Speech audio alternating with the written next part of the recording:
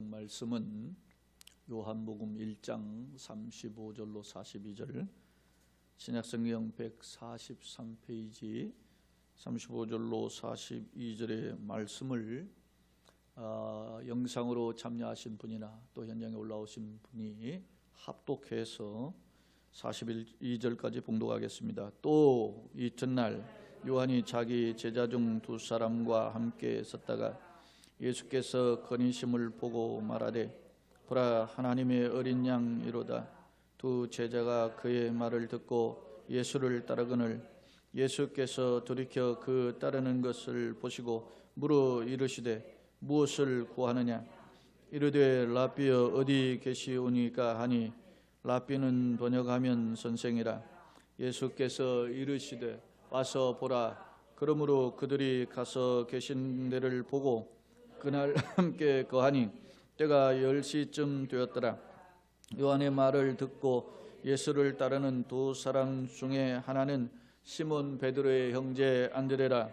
그가 먼저 자기의 형제 시몬을 찾아가 말하되 우리가 메시아를 만났다 하고, 메시아는 번역하면 그리스도라. 데리고 예수께로 오니 예수께서 보시고 이르시되 내가 요한의 아들 시몬이니 장차 게바라 하리라 하시니라. 게바는 번역하면 베드로라. 아멘. 런던 타임즈가 세상에서 가장 행복한 사람은 누구인가 라고 하는 제목으로 국민들에게 설문조사를 한 바가 있습니다. 3위가 섬세한 공예품을 완성하고 휘파람을 부는 목공으로 선정되었고요. 2위는 아이를 깨끗하게 목욕시킨 후에 아이의 몸에 분을 발라주는 어머니의 그 웃는 모습이 2위로 선정되었습니다.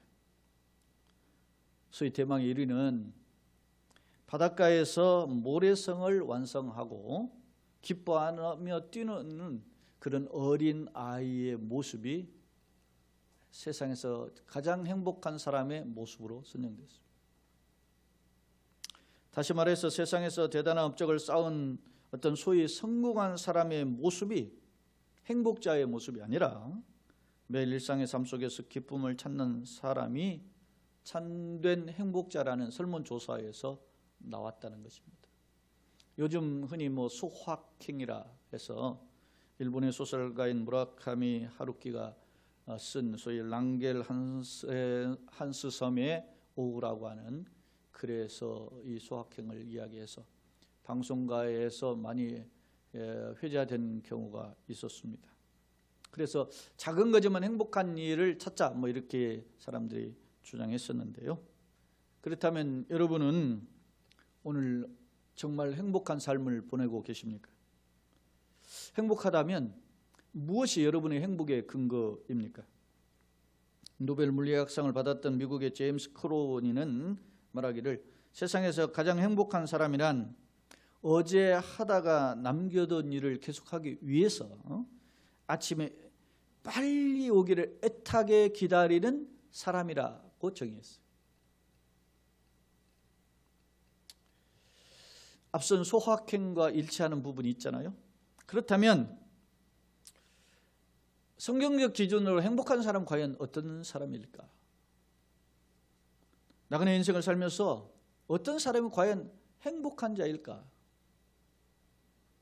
정리해보면 나는 누구인가? 소위 자기 정체성이죠. 아이덴티티를 발견하고, 또 나는 무엇을 위해서 살아야 되는가? 또 자신의 사명을 발견하고 이 정체성과 사명에 붙들려서 이를 실천하며 살아가는 사람이 성경에서는 행복자라 그렇게 말씀하셨습니다. 모세가 이스라엘 백성을 이스라엘이여 너는 뭐요? 행복자로다.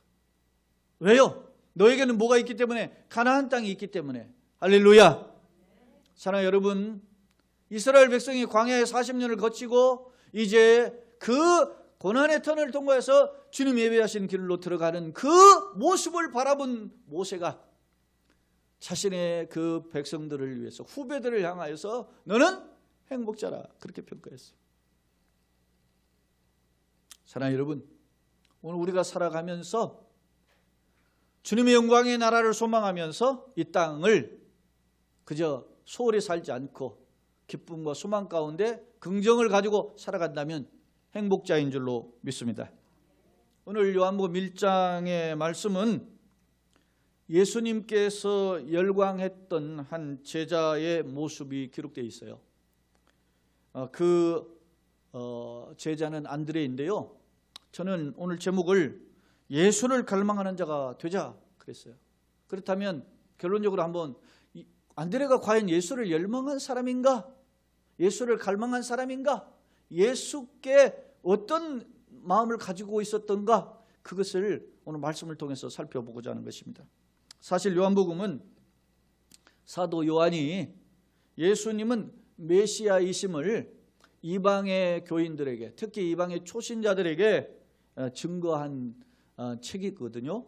그래서 요한복음은 예수님의 7가지의 기적과 예수님의 소위 7가지 자기선언, 소위 에고에임이라고 하는 나는 뭐뭇이다 라고 하는 그런 선언에 대한 표현으로 기록되어 있음을 알 수 있어요. 예컨대 나는 세상의 빛이다, 나는 생명의 떡이다, 나는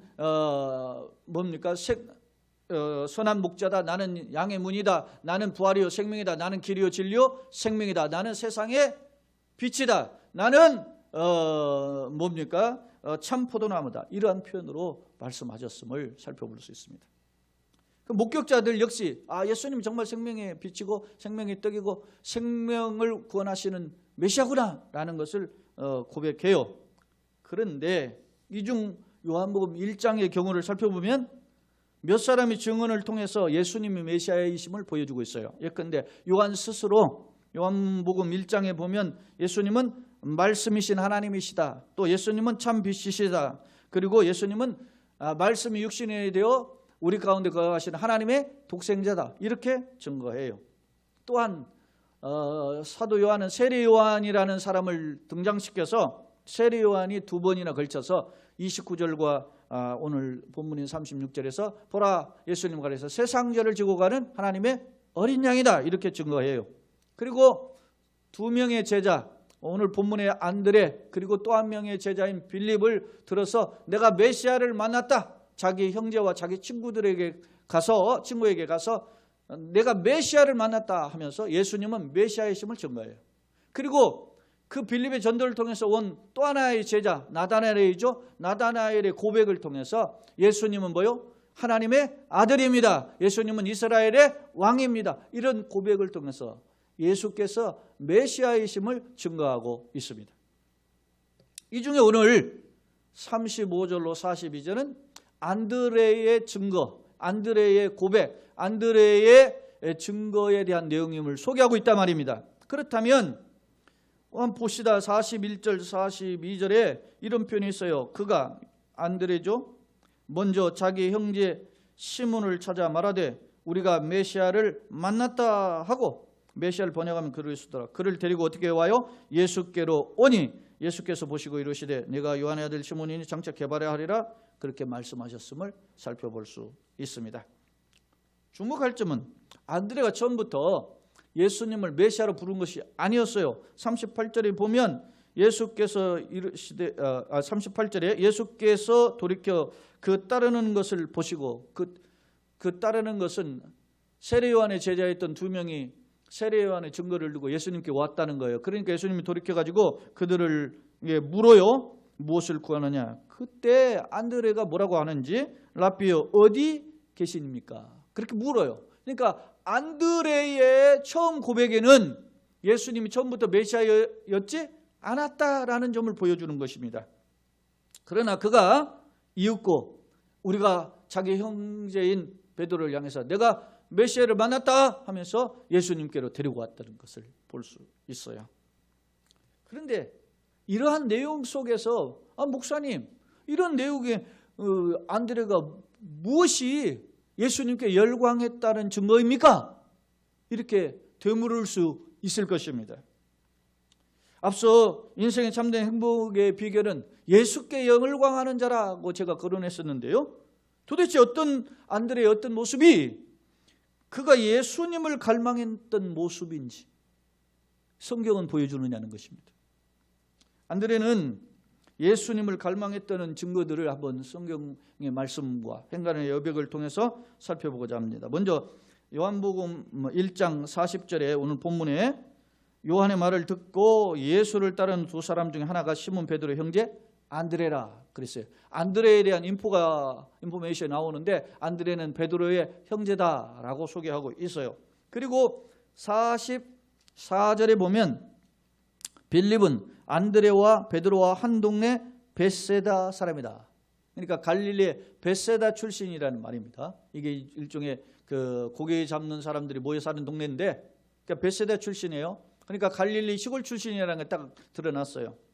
그리고 오늘 본문은 아니지만 마태복음 4장 18절에 보면 안드레는 그 형제 베드로와 함께 갈릴리 바다에서 고기를 잡던 어부였음을 성경은 기록하고 있습니다. 자, 이상의 내용을 정리해 보면 마태복음과 요한복음의 내용을 정리해 보면 안드레는 시골뜨기였다. 안드레는 생계를 꾸리기에 급급했던 가난한 어부였다. 그런데요, 도대체 어떤 모습이 안드레가 메시아를 갈망하는 모습이냐 말입니다. 요한복음 1장 35절로 36절을 우리 함께 다시 한번 읽도록 하겠습니다. 1장 35절 36절 시작. 또 이튿날 요한이 자기 제자 중 두 사람과 함께 섰다가 예수께서 거니심을 보고 말하되 보라 하나님의 어린 양이로다 라고 했어요. 세례 요한이 자기 제자들과 함께 있다가 예수님을 가리켜서 보라 세상 죄를 죽은 하나님 어린 양을 증거했단 말입니다. 그때 그 함께 있었던 제자 2명 중에 한 사람이 오늘 본문의 37절과 두 제자가 37절에 두 제자가 그의 말을 듣고 예수를 따랐다 하고 40절에 요한의 말을 듣고 예수를 따른 두 사람 중에 한 사람이 누구예요? 시몬 베드로의 형제 안드레라라는 점을 알 수 있습니다. 당시 세례 요한이 어떤 존재였습니까? 세례 요한은 요한복음 1장 19절로 23절에 그가 요단강에서 세례를 베푸니까 이스라엘 사람들이 막 소위 말하면 군중들이 몰려들어요. 많은 사람들이 세례 요한에 와가지고 세례를 받으니까 당시의 제사장들과 레위인들이 지도자들이죠. 그들이 사람을 보내가지고 당신 도대체 누굽니까? 물어요. 당신이 엘리야입니까? 아닌데요. 당신이 그럼 모세가 말한 그 선지자입니까? 그 선지자는 메시아를 가리켜 나 아닌데요. 당신이 그리스도 아니면 왜 세례를 베푸니까? 그렇게 물으니까 세례 요한이 뭐라고 이야기하냐면 나는 1장 23절에 이르되 나는 선지자 이사야의 말과 같이 주의 길을 곱게 하라고 광야에서 외치는 자의 소리다 라고 증거해요. 나는 메시아도 아니다 말이죠. 그러면 누가 메시아도 아닌데 왜 세례를 베푸냐? 그러니까 나는 메시아의 길을 준비하는 길 닦는 사람이다. 소위 말하면 길라잡이다 라고 세례 요한이 증거했던 것입니다. 그런 세례 요한의 제자였던 게 누구라고요? 안드레라는 것이죠. 다시 말하면 세례 요한은 메시아에 대해 미치어 있는 사람이에요. 메시아를 갈망했던 사람이에요. 그런 메시아를 갈망한 그 세례 요한을 쫓아서 안드레가 그의 제자로 생활했던 거예요. 생업이 있었어요. 그럼에도 불구하고 그 메시아에 대한 갈망이 세례 요한의 갈망처럼 안드레에게도 있었음을 엿볼 수 있어요. 사랑하는 여러분, 누가복음 1장에 보면 천사가 마리아에게 요셉의 종언한 마리아에게 나타나가지고 수태고지를 해요. 너희가 아들을 낳을 것이다. 그 이름을 예수라. 내가 사내를 알지 못하는데요. 성령으로 잉태되어서 하나님께 은혜로 태어나게 된다. 그 나실 자는 이 백성을 구원할 자라. 이렇게 말씀을 해요. 그 순간 마리아가 어떻게 해요? 성령으로 잉태됐어요. 그러면서 그 천사 가브리엘이 뭐라고 하냐면 너희 친족 엘리사벳도 이미 나이 들었지만은 임신했었다. 그래서 마리아가 궁금해가지고 정말 그런가 하고 이제 엘리사벳을 향해서 이제 마리아가 찾아갔단 말입니다. 그런 지가 엘리사벳이 임신한 지 몇 개월 차예요? 6개월 차예요. 그런데 성경에 보면 엘리사벳이 마리아가 찾아올 때 엘리사벳 뱃속에 임신 6개월이죠. 그 뱃속에 누가 있어요? 세례 요한이 지금 엄마의 그 뱃속에서 6개월 차 있었는데 그 뱃속에서 뛰놀았다. 성령이 그를 뛰놀게 했다. 그러니까 태어나기 전부터 성령에 어떻게 해요? 붙들린 자가 누구라? 세례 요한이. 지금 예수님은 어떻게 해요? 예수님은 마리아 뱃속에서 가브리엘의 수태고지를 통해서 지금 막 잉태를 된 상황이에요. 그때 예수님의 몸에 잉태된 그 상태를 자기 어머니 뱃속에 있었던 세례 요한이 보고 뛰놀았다. 그러니 얼마나 세례 요한이 예수께 열광했던 사람인 줄 알 수 있죠. 사랑하는 여러분, 그런 세례 요한의 증거를 쫓아서 안드레가 세례 요한이 증거하는 메시아를 안드레 역시도 갈망했었다라는 점을 엿볼 수 있다는 거예요. 제자는 아무나 되는 게 아니란 말이에요. 그런데요, 오늘 본문에서 세례 요한이 보라 하나님의 어린 양이로다. 이미 이전에 29절에 보면 이튿날 요한이 예수께서 자기에게 나오심 보고 이르되 보라 세상 죄를 지고 가는 하나님의 어린 양이라 증거한 바가 있어요.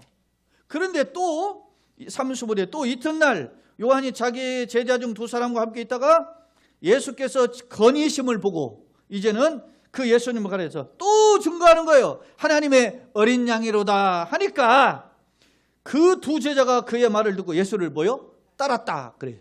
이 말은 무슨 말이냐면 본래 세례 요한의 제자인데 이제는 세례 요한을 버리고 예수님을 따르는 제자가 되었다는 거예요. 사랑하는 여러분 보세요. 안드레가 자기가 어부 출신입니다. 시골뜨기였습니다. 그런데 예수의 갈망해가지고 세례 요한의 제자가 되어서 세례 요한의 메시지에 청종했던 사람입니다. 그런데 어느 날 세례 요한이 보라 세상 죄를 지고 간 하나님의 어린 양이라고 증거하니까 그가 세례 요한 스승을 버리고 예수님을 쫓았다는 거예요. 그러면 그가 처음부터 저분이 메시아구나 이렇게 생각한 것은 아니에요. 왜냐하면 예수님을 찾아와가지고 예수께서 물어요. 무엇을 구하느냐? 그러니까 그 안드레가 뭐라고 합니까? 랍비여 어디 계시오니까. 다시 말하면 랍비는 무엇입니까? 율법 교사, 율법 선생님, 선생님을 가리키는 거예요.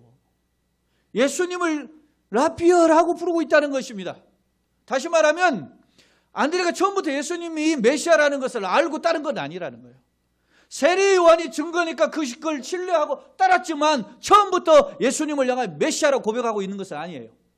그러나 그가 요한의 말 예수께서 와서 보라. 그러므로 그들이 가서 계신 데를 보고 그날 함께 거하니 함께 머물렀어요. 함께 머무는 동안 뭐 했겠어요? 예수님의 말씀을 듣고 예수님이 정말 메시아인지를 확인하는 작업을 했을 거 아닙니까? 안드레는 그런 예수님을 만난 뒤에 예수님을 확인한 뒤에 그리고 나서 요한의 말을 듣고 예수를 따르는 그 두 사람 중 하나가인 시몬 베드로의 형제 안드레인데 그가 제일 먼저 그 기쁨을 메시아를 만난 감격을 자기 형제인 베드로를 찾아가서 말했던 거예요. 그러니까 베드로 역시도 안드레가 평상시에 자기가 메시아에 대한 열망을 자기 형제인 베드로와 소위 쉐어링을 했던 거예요. 우리가 메시아를 고대해야 된다. 우리의 역사 속에서 메시아가 오신다고 했는데 그 메시아를 만나지 않는 그런 갈급함이 있었는데 그 갈급함에 더 간절했던 사람이 나는 베드로보다 안드레였다고. 그래서 베드로에게 증거하니까 베드로를 데려오니까 예수님 그의 베드로를 향해서 내 이름을 게바라. 게바는 아람어로 반석 그런 뜻이잖아요. 베드로는 헬라어로 반석 그런 뜻이고 그렇게 표현하고 있습니다. 사랑하는 여러분, 오늘 말씀을 종합해 보면 예수님의 제자 중 안드레는 어떤 사람이었습니까? 예수님의 따랐던 사람들 중에 특히 예수님의 12 제자 중에 제일 첫 번째로 예수님의 제자가 된 사람. 예수님을 따르는 중에 예수님이 그들을 구별해서 12 제자로 삼으셨는데 그 안드레는 최초의 예수님을 따랐던 제자예요. 왜냐? 예수님이 보라 세상 죄를 지고 간 하나님의 어린 양이라고 하는 세례 요한의 증거를 받았을 때 언제 받았어요? 예수님이 요단강에 와서 세례 요한에게 어떻게 해요? 세례를 받고 공생애가 어떻게 해요? 시작됐잖아요. 그러니까 예수님의 공생애 초기부터 안드레는 예수님을 따랐던 예수님의 최초의 제자였음을 성경을 통해서 살펴볼 수 있어요. 전승에 의하면 안드레는 그리스 당시에 아가야 지방이죠. 아가야 지방에서 소위 X자형의 십자가를 지고 순교했다. 그렇게 전해지고 있습니다. 그가 목숨을 내어놓을 정도로 그가 예수님을 따르고 증거했던 그 모습 속에는 안드레의 생각 속에는 평생 예수님께 붙들려 있었음을 우리는 말씀의 거울을 통해서 살펴볼 수 있습니다. 사랑하는 여러분, 오늘 말씀뿐만 아니라 6장에도 안드레의 이야기가 살짝 나오고 그리고 12장에도 간략하게 언급되어 있는데요. 6장에는 보면 예수님이 보리떡 5개 물고기 2마리 오병이어의 기적을 베푸는 역사가 나오는데 그 시발점이 어디예요? 어린아이가 가져오는 그 보리떡 5개 물고기 2마리. 그러니 누가 그 어린아이의 손을 통해서 받아왔냐면 안드레예요. 12장에 보면 12장에 그 명절이면은 소위 3대 절기에 유월절, 오순절, 장막절이잖아요. 그때 해외에서도 해외 동포들이 올라오는데 그때 명절에 누가 올라왔냐면 헬라인들, 다시 말하면 이방인들도 올라온 거예요.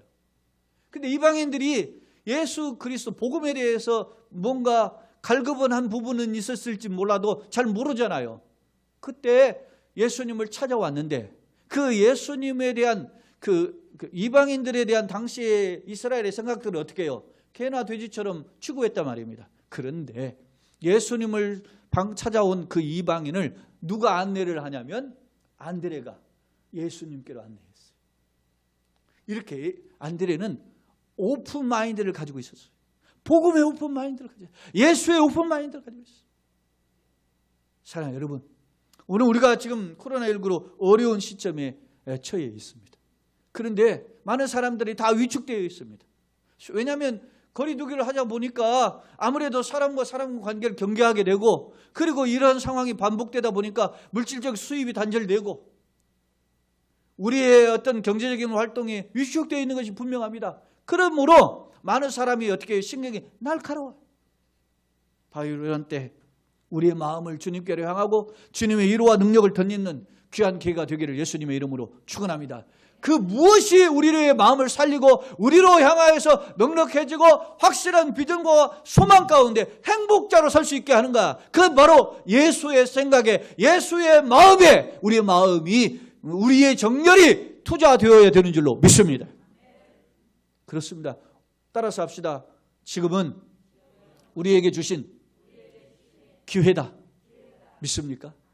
코로나19는 우리의 삶을 힘들게 하는 것이 분명합니다. 사회적 활동을 제한하는 것이 분명합니다. 그러나 지금은 오늘 우리에게 하나님께서 주시는 기회의 때다. 무슨 기회의 때입니까? 예수님을 찾고 예수님을 갈망하고 예수님을 사모하는 그런 기회인 줄로 믿습니다. 주목할 점은 여러분 요한복음에 보면 앞서도 제가 언급했지만 7가지 기적밖에 없어요. 다른 마태, 마가, 누가 공관복음에 보면 많은 기적들이 있는데 요한복음 7가지 기적밖에 없고 예수님의 말씀, 예수님의 멘트에 대한 그런 어록의 기록이 가득해요.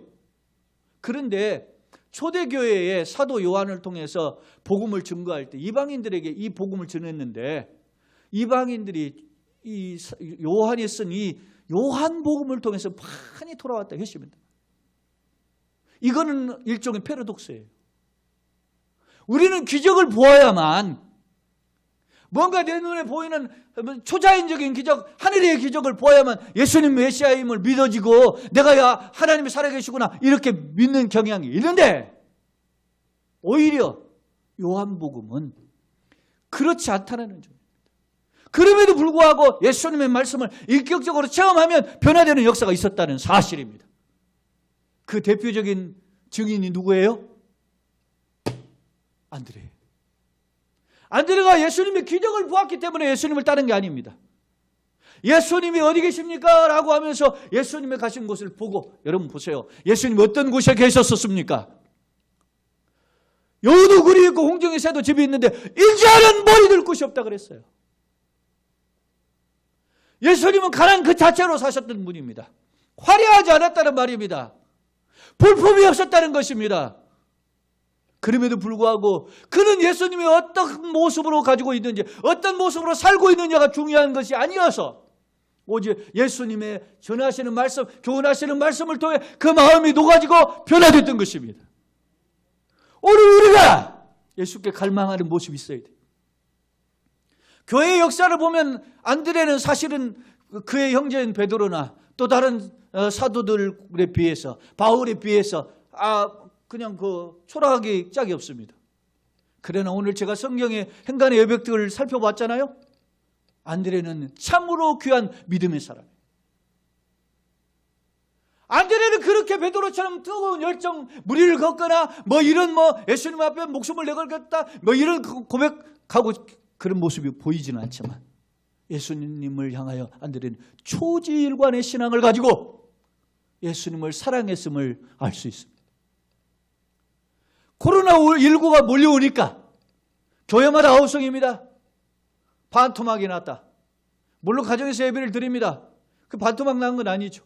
그리고 여러분 생각해 보세요. 이런 상황 속에서 우리가 그 행동이 제한이 되고 예배의 시간이 제한이 되고 우리가 하나님 앞에 드려지는 그런 것들이 제한이 되면 될수록 내 모습이 어떤가를 되돌아봐야 되는 거예요. 이럴 때 나는 이걸 핑계 삼아서 뒷걸음질 치고 있지는 않는가? 이걸 핑계 삼아가지고 예배에 소홀하지 않는가? 이걸 핑계 삼아가지고 말씀과 기도의 생활을 소홀하지 않는가? 우리 자신은 하나님 이번 일이 어렵고 힘든 것이 사실입니다. 먹고 사는 게 힘듭니다. 걱정이 앞섭니다. 그러나 그럼에도 불구하고 주님을 찾겠습니다. 주님을 의지하겠습니다. 주님은 나의 힘이시여 능력이심을 믿습니다. 이렇게 고백하는 계기로 성숙되어지기를 예수님의 이름으로 축원합니다. 말씀을 정리해 보겠습니다. 오늘 안드레는 그가 어떤 면에서 시골뜨기요, 어떤 면에서 어부요, 하대받던 계급에 속해 있었어요. 그러나 그의 마음속에는 처음부터 끝까지 변함없이 예수님을 생각했어요. 예수님을 생각할 정도가 아니라 갈망했어요. 그렇다면 여러분은 무엇을 갈망하고 계십니까? 돈이 제일인 시대에 돈 하지는 않습니까? 세상 사람들이 살기 힘들다고 하니까 그것의 기준을 쫓아서 자기의 삶의 행복의 기준을 맞춰서 살고 있지는 않느냐 말입니다. 베들레헴 침례교회에 있는 원로 목사인 존 파이퍼 목사님을 제가 여러 번 소개했는데요. 삶을 낭비하지 말라는 Don't waste your life라고 하는 그래서 비록 좋은 직장을 다니고 좋은 차를 타고 다니고 또 노년에 여유 있는 즐겨 있는 생활을 한다 할지라도 그가 예수님의 뜻과 상관없이 살다가 죽음을 맞이한다면 그는 비극적 죽음이다. 그렇게 표현했어요. 소위 말하면 세상 말로 속빈 강정이라 말이에요. 우리는 예수 없으면 안 되는 사람입니다. 우리는 예수 없으면 세상 말로 소위 안 꼽는 찐빵이에요. 우리는 예수 없이는 살 수 없는 존재예요. 오늘 우리가 예수로 감동하고 예수로 기뻐하고 예수로 열정으로 힘을 얻어 살아가는 믿음의 사람이 되시고 지혜의 사람이 되시고 능력의 사람이 되기를 예수님의 이름으로 축원합니다. 예수님 말씀하십니다. 누구든지 목마르거든 내게로 와서 마시라. 나를 믿는 자는 그 배에서 생수의 강이 흘러나리. 그렇습니다. 예수님을 갈망하면 예수님 내가 목마릅니다. 주의 은혜로 채워주시옵소서. 그러면 여러분 생각해 보세요. 세상에 준비가 안 된 자에게 로또가 맞아지고 세상에 준비 안 된 자에게 명예를 주고 세상에 준비 안 된 자에게 권력을 주고 그렇게 하면 그 사람이 어떻게 됩니까? 와르르 무너지는 계기가 돼요. 그제 보도에 보니까 어디 무슨 공급 병사 중에 한 사가 자기보다 상관을 시켜가지고서는 물 날르게 하고 하고, 예? 옷도 세탁소에 가오라고 하고. 알고 보니까 모 그룹 부회장 아들이라잖아요. 돈 좀 있다고. 그 돈이 뭐라고 도대체. 그런 못난 사고가 그의 삶을 지배하면 결코 행복할 수 없단 말입니다. 수사 조사해 본다 하잖아요. 예수를 믿어도 못난 사고를 가지고 살면 그는 패배자요. 그러나 예수를 믿고 힘들지만 어렵지만 우리의 상황 속에서 예수를 갈망하여 살면 예수님이 나의 삶을 이끌어가는 줄로 믿습니다. 그런 예수님의 이끄심을 체험하고 예수님의 은혜를 체험하는 축복의 성도들이 다 되시기를 예수님의 이름으로 축원합니다. 참 좋으신 하나님 우리 아버지, 은혜와 사랑을 감사합니다. 내가 무엇을 갈망하고 있는지, 어떤 길을 걷고 있는지 다시금 말씀의 거울을 통해 살펴보게 하시니 감사합니다. 주여 분별하게 하시고 깨닫게 하셨사오니 우리에게 믿음을 더하시고 열정을 더하시되 예수를 갈망하는 자로 살게 하여 주옵소서. 은혜를 부어 주옵소서. 능력을 함께하여 주옵소서. 승리케 하시는 예수님의 이름으로 축복하며 기도합나이다. 아멘.